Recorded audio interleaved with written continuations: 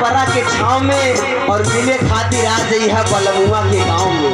कहात बागर मिले कितना है तो वही पीपर के तले मुलाकात हुई। और कहात का बात कैसे बताई कितना प्यार हम करीले,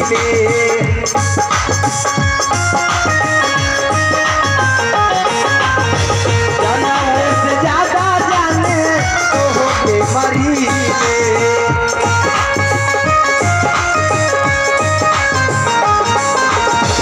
कैसे बताई कितना प्यार हम करीले, जान से भी ज्यादा जाने तो होके मरीले।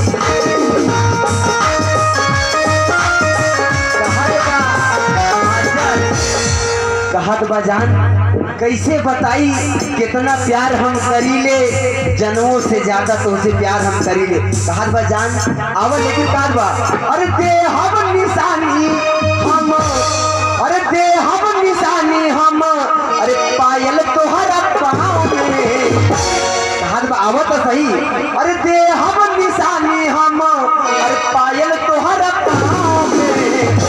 मिले खातिर आ गई है बलमुआ के